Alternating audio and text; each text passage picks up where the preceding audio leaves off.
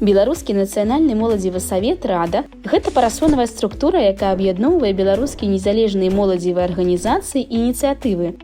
З чаго складаецца структура нашай арганізацыі? Галоўны орган «Рада» – агульны сход прадстаўнікоў і прадстаўніц сяброўскіх арганізацый і ініцыятыў. Савет – кіруючы орган паміж штогадовымі агульнымі сходамі. Сакратарыят – выканаўчы орган, прызначаны для адміністрацыйнага і тэхнічнага забеспячэння працы. А яшчэ ёсць кантрольна-рэвізійная камісія. А цяпер больш падрабязна, як яны працуюць. Агульны сход збіраецца раз на год.